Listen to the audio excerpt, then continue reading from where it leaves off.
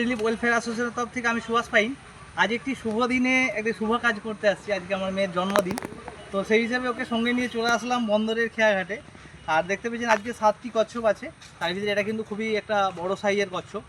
আর যেই দাদারা পেয়েছিলেন আমাদের হাতে তুলে দিয়েছেন, ওনাদেরকে অসংখ্য ধন্যবাদ। ওনাদের মাধ্যমে আস্তে আস্তে সচেতনতা মানুষের মধ্যে গড়ে উঠতে চেষ্টা করেছি আমি বিভিন্ন দিকে। আর দেখতে পেয়েছেন এটা খুবই বড় সাইজের। এইসব প্রাণী টিকে থাকলে তবেই আমরা টিকে থাকতে পারবো, নাহলে কিন্তু পৃথিবীর অবস্থা খারাপ হয়ে যাবে আর পরিবেশের ভারসাম্য আস্তে আস্তে হারাবে। তাই এদিকে বাঁচিয়ে রাখতেই হবে আমাদেরকে।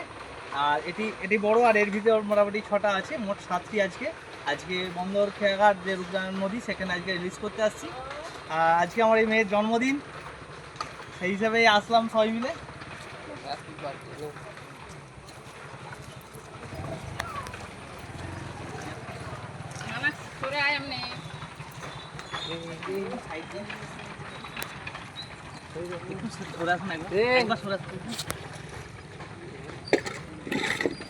চলে যাবে এক্ষুনি। ওই চলে যাবে। ধর ধর ধর ধর ধর ধর ধর তুই ঝাড় দিয়ে আয়, একটু ধরে দিয়ে আয়।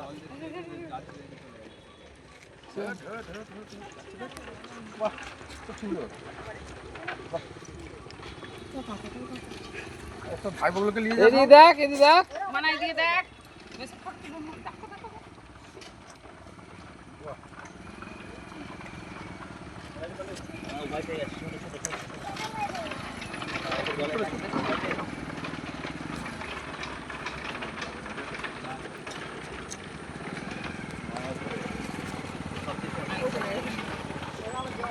আর দেখতে পেয়েছেন প্রত্যেকটি প্রাণী যে যা নিজের গন্তব্যস্থলের দিকে রওনা দিল, নতুন করে জীবন শুরু করবে, এই আশা নিয়ে আজকে এখানে কাজটা করলাম।